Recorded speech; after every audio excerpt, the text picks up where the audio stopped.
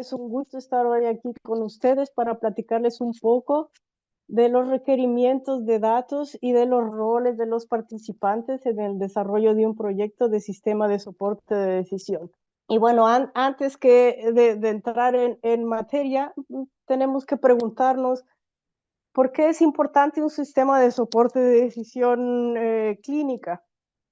Y bueno, tenemos que pensar que, bueno, la mayoría de los hospitales, o ya, bueno, si no la mayoría, muchos hospitales ya cuentan con récords de pacientes electrónicos y muchos de los flujos de trabajo ya están computarizados.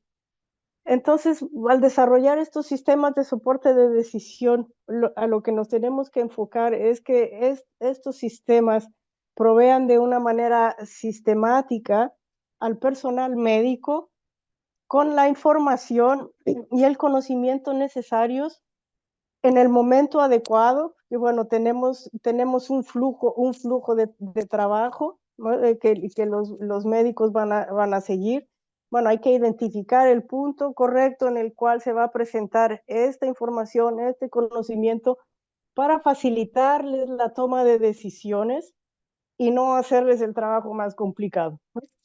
Entonces, bueno, es todo esto, son los datos y la información en el momento correcto para que ellos puedan tomar las decisiones correctas para todos y cada uno de los pacientes a los que atienden.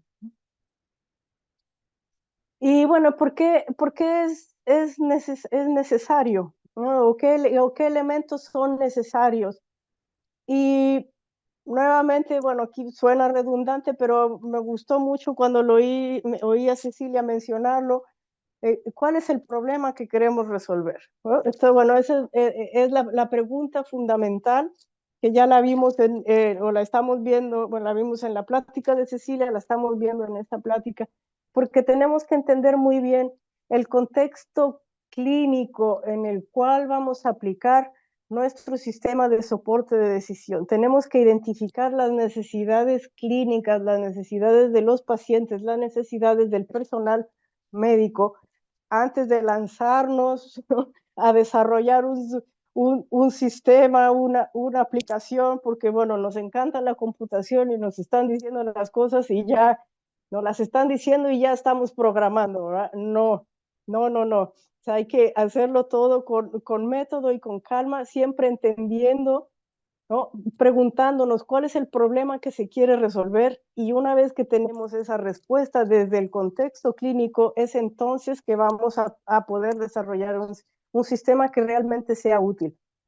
Y bueno, para esto vamos a tener 4 grandes elementos, ¿no? Vamos a tener el conocimiento, necesitamos tener conocimiento médico, conocimiento clínico, necesitamos tener datos, obviamente datos de pacientes, necesitamos tener una infraestructura, y por infraestructura no solo me refiero a la parte computacional, sino también a la parte de información y conocimiento. Debemos tener acceso a terminologías de referencia, ontologías, cualquier fuente de conocimiento médico que puede ser útil y que se puede incorporar al desarrollo del sistema y al sistema en sí mismo. Y vamos a tener a los actores, ¿no? Y por actores, o sea, uso la palabra actores porque, bueno, en HL7 se utiliza esa palabra para combinada con los roles para diferenciar a los participantes y los roles que pueden tener, pero bueno, me estoy refiriendo a los participantes en un proyecto de desarrollo de un proyecto de sistema de soporte de decisión, ¿no? Y los actores va a ser, bueno, todo el personal involucrado que pueda contribuir, que pueda participar en desarrollar este sistema. Y bueno, específicamente, otra vez con la pregunta de cuál es el problema que queremos resolver, ¿no? Vamos a tener varios participantes en el desarrollo y la implementación del sistema de soporte de decisión. Vamos a tener personal clínico, vamos a tener personal médico, vamos a tener enfermeras, vamos a tener, no sé si farmacólogos es la palabra correcta en español, vamos a tener investigadores, vamos a tener a los ingenieros y desarrolladores de software, vamos a tener medical informaticians, así, ese es mi rol, ¿no? y cada uno de estos participantes puede desempeñar más de un rol, ¿no? O sea, no solamente es digamos, el background o la formación profesional que tengan los participantes, sino también el rol que van a jugar al momento de desarrollar el sistema, ¿no? Vamos a tener, obviamente, a los expertos que pueden ser personal médico, puede ser investigadores, enfermeras, farmacólogos, porque ellos son los que tienen ese expertise, que tienen ese conocimiento más profundo en el área específica en la cual se va a desarrollar el sistema de soporte de decisión. Vamos a tener a los analistas, que pueden ser, otra vez, o sea, personal médico, enfermeras, etcétera, que tienen también conocimiento médico, ¿no? Clínico, porque bueno, por su formación profesional, pero también tienen experiencia en los flujos de trabajo, conocen los flujos de trabajo y eso va a ayudar a identificar esos puntos que mencioné antes en los cuales se puede insertar en los sistemas de soporte de decisión para que sean una ayuda y no una interrupción, ¿no? Y no un obstáculo. Vamos a tener a los ingenieros y desarrolladores de software, se van a encargar de la implementación de los sistemas, son los expertos en computación, los expertos en inteligencia artificial, que conocen los algoritmos, y ellos van a, con ayuda de los expertos y de los analistas, no solamente van a traducir, ¿no?, los requerimientos para el desarrollo del sistema, sino también van a identificar, o sea, cuál es el algoritmo de inteligencia artificial que funciona mejor para satisfacer, y otra vez hago énfasis, el problema que se quiere resolver, ¿no? Vamos a tener a los medical informaticians, ¿no?, que se van a encargar de desarrollar modelos conceptuales para el manejo de conocimiento y de datos y de información que se van a utilizar y se van a incorporar en el sistema de soporte de decisión. Obviamente vamos a tener a los usuarios, que pueden ser, otra vez, van a ser el personal médico, los investigadores, etcétera, todos aquellos que tengan necesidad o hayan identificado una necesidad de un sistema de soporte de decisión, ¿no?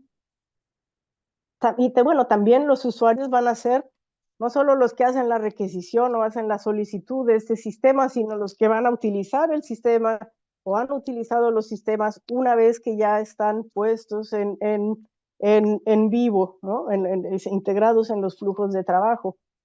Vamos a tener a los sponsors, patrocinadores y a los champions, que básicamente son usuarios que anteriormente han usado sistemas de soporte de decisión y ven su beneficio y promueven su desarrollo y su uso, ¿no? Eso va, bueno, a facilitar que todos estos actores, todos estos participantes realmente se involucren y colaboren en el desarrollo, ¿no? Y bueno, no solamente es para echarles porras y que bueno, sí, todo el mundo trabaje, sino también pueden contribuir con sus experiencias, ¿no?, anteriores al haber usado ya sistemas de soporte de decisión.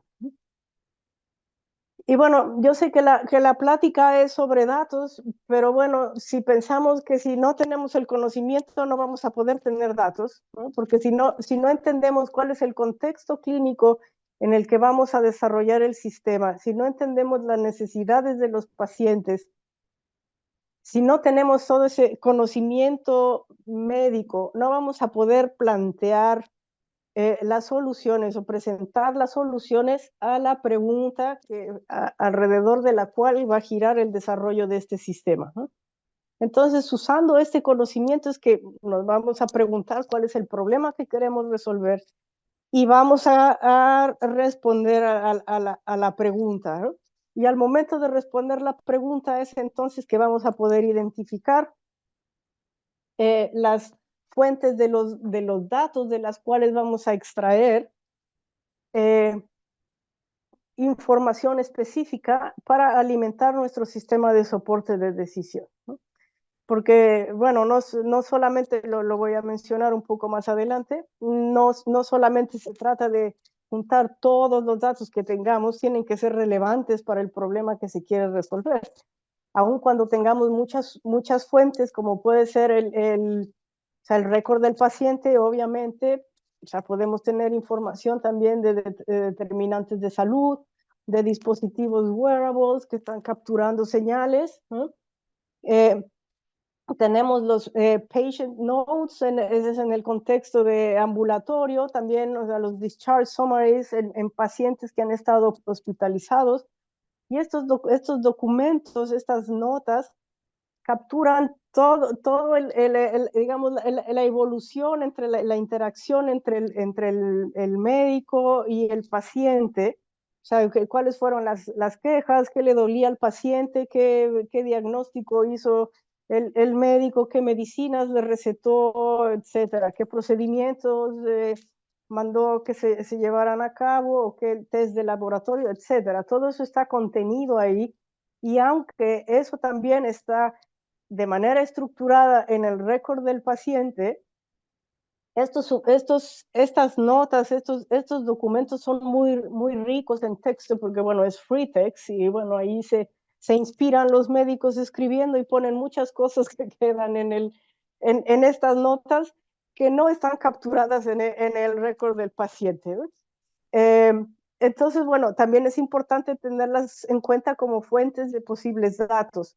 Vamos a tener imágenes como pueden ser mamografías o rayos X. Vamos a tener señales como pueden ser electrocardiogramas, electroencefalogramas y todos los omics que existen, ¿no? De los cuales también se puede extraer información. Pero esta información, estos datos deben ser relevantes al problema que queremos resolver. Y bueno, ¿cuál va a ser entonces, perdón, sí, cuál va a ser entonces la estrategia? ¿Cómo vamos a seleccionar los datos? Bueno, una vez que ya sabemos el problema que queremos resolver desde el contexto clínico, ¿no? Tenemos que empezar por pensar que más no es mejor, ¿no? O sea, poner todos los datos posibles, como ya mencioné, en nuestro algoritmo, lo único que va a hacer es abotagarlo, hacerlo completamente oscuro, nadie va a entender cómo es que está funcionando, va a ser muy difícil de validar los resultados que dé. Y bueno, esa no es la manera de hacerlo, ¿no? Tenemos que seleccionar muy bien para, bueno, no solo tener ahí un montonal de información que probablemente no es relevante. Tenemos que identificar si hay, por ejemplo, variables dependientes que realmente no van a añadir mucho, ¿no? Más que, bueno, pues, a lo mejor añaden un poco, pero bueno, es más el ruido que meten y más lo que obstruyen que lo que contribuyen. Tenemos que tener cuidado de que no haya inconsistencias en los datos, sobre todo cuando vienen de diferentes fuentes. Algo importante de recordar es que, bueno, que sean parecidos no quiere decir que sean iguales, ¿no? Por ejemplo, podemos tener un test, o sea, para un mismo paciente podemos tener un test de colesterol que se realiza con el paciente en ayunas, y podemos tener un test de colesterol que se realiza cuando el paciente no está en ayunas. Aunque estemos hablando del mismo paciente y estemos hablando de un test de colesterol, o sea, esos dos resultados no son lo mismo, ¿no? O sea, el estado clínico del paciente al estar en ayunas es muy diferente al estado clínico del paciente al no estar en ayunas, y esos test están reflejando cosas que son completamente diferentes, ¿no? Entonces, eso tenemos que tener mucho cuidado al momento en que juntamos datos, ¿no? Más aún cuando vienen de diferentes fuentes, porque si no, bueno, el algoritmo va a hacer lo que el algoritmo pueda hacer, pero si los datos no son buenos, el algoritmo no va a funcionar, ¿no? Y eso nos lleva a que la calidad del resultado que el algoritmo dé va a depender completamente de la calidad de los datos que vamos a usar para alimentar nuestro algoritmo o nuestro sistema de soporte de decisión. Tenemos que tener cuidado con, bueno, cuáles datos están faltantes y cómo lo vamos a manejar, ¿no? Y como mencionó ya Cecilia en su plática, cuando hacemos nuestro muestreo, ¿no? Primero tenemos que tener muy claros cuál es la población, el perfil demográfico y el perfil clínico de la población a la cual se va a enfocar el algoritmo, y en ese contexto hacer un muestreo lo más amplio posible para evitar sesgos, porque como ya ella lo mencionó, si entrenamos nuestro algoritmo con un subgrupo que tiene un perfil particular, o sea, tanto demográfico como clínico, y después lo aplicamos a otro sector de la población que tiene perfiles diferentes, bueno, eso va a ser un desastre, ¿no? Y bueno, ¿cómo pasamos entonces a desarrollar nuestro sistema de soporte de decisión? Bueno, vamos a tener en este contexto tres fases de desarrollo, y vamos a tener actores que van a llevar, o participantes que van a llevar a cabo actividades, ¿no? Entonces, en la fase de petición, de requisición, el usuario, o sea, que identificó una necesidad, que quiere tener un sistema de soporte de decisión que le ayude, bueno, va a llenar su solicitud, ¿no? Va a especificar cuál es la necesidad clínica, ¿no? Y quiero hacer énfasis en la parte clínica, ¿no? Porque, bueno, es ahí donde se va a utilizar el sistema de soporte de decisión. Hay que identificar muy bien cuál es el contexto en el que va a aplicar, cuál es la funcionalidad deseada, a qué grupo de la población se va a enfocar. O sea, ya lo mencioné en la diapositiva anterior. Y bueno, ya que se tiene toda esa información, entonces, bueno, un analista va a revisar, va a hacer una especie de triaje con la solicitud, y va a revisar que toda esta información que se necesita esté presente, y si es necesario, bueno, va a clarificar los puntos que se necesiten con el usuario que está haciendo la petición. Una vez que ya está, o sea, ya está todo claro, entonces se pasa a la parte de la especificación, en donde se va a empezar, bueno, a desarrollar la especificación del sistema de soporte de decisión. Se van a identificar las fuentes de las cuales se van a extraer los datos, que bueno, ya sabemos cuál es el problema que queremos resolver, tenemos muy claro el contexto clínico, ¿no? Y la necesidad clínica. Se identifican las fuentes de donde se van a sacar los datos, se identifican los elementos, ¿no? de información que se van a extraer, y se identifican también los modelos tanto de conocimiento como de datos que se pueden aplicar. Se identifica el flujo de trabajo para ir identificando en qué puntos de ese flujo de trabajo se va a poder integrar el sistema de soporte de decisión para contribuir a que todo fluya correctamente. Se identifica el contexto clínico y se especifica la funcionalidad. Y de haber alguna duda, bueno, se va otra vez con el usuario que hizo la requisición para clarificarla, ¿no? Una vez que se tiene ya la especificación, entonces, bueno, se pasa a la parte de la implementación, del desarrollo, en la cual se va a desarrollar el sistema de soporte de decisión basados en la especificación del paso anterior.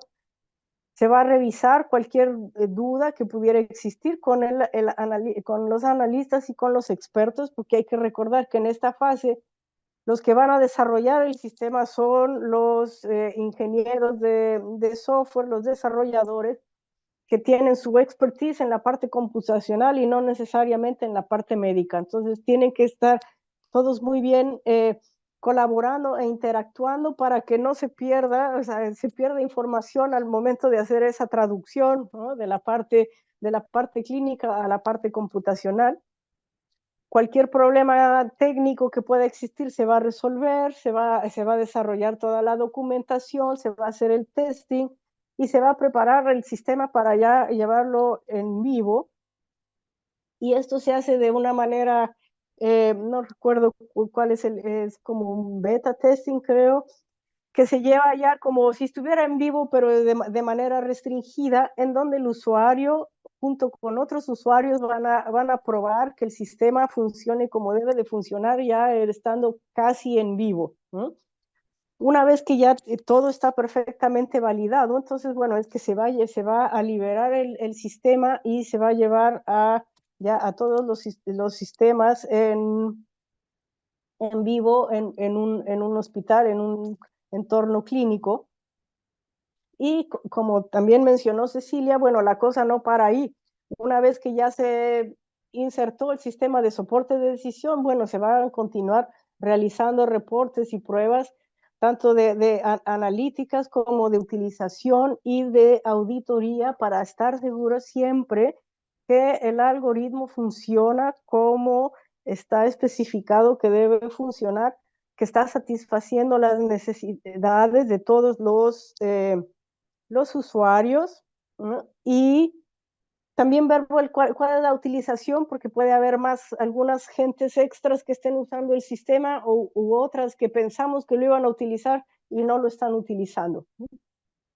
Y bueno, ya para terminar, en resumen, recordamos, bueno, la pregunta es siempre cuál es el problema que queremos resolver. Y para eso, bueno, tenemos que entender la petición, la requisición del sistema de soporte de decisión desde una perspectiva clínica. Hay que involucrar a todos estos actores, estos participantes en todas las etapas del desarrollo de nuestra aplicación. Seguir metodologías claras y documentar todo para garantizar la transparencia y consistencia. Porque, bueno, a lo largo del desarrollo se van a tomar decisiones. Bueno, lo hacemos de esta manera o de esta otra. Bueno, si vamos por A o B, bueno, eso tiene que estar documentado, no solamente que fuimos por A en vez de B, sino las razones por las cuales se escogió una opción en vez de la otra. Incorporar, bueno, identificar conocimiento clínico relevante e incorporarlo lo más posible en todas las etapas del desarrollo para garantizar que el sistema de soporte de decisión es sólido en cuestión de conocimiento. Seleccionar muy bien los datos y validarlos para remover inconsistencias y redundancias. Escoger muy bien el algoritmo de inteligencia artificial que vamos a utilizar, porque bueno, todos son buenos, todos tienen ventajas y desventajas, pero el algoritmo que se seleccione tiene que alinearse con el problema que se quiere resolver, tiene que satisfacer esa necesidad. También es importante que a lo largo del desarrollo y aún ya cuando se está utilizando el sistema, evaluar y tratar de identificar si hay conocimiento nuevo que de repente surge y que no se consideró en el momento de diseñar la especificación, porque bueno, puede incorporarse al sistema, ¿no? Y siempre, siempre, siempre cuestionar y validar los resultados para estar seguros que el algoritmo funciona como lo teníamos planeado. Muchísimas gracias.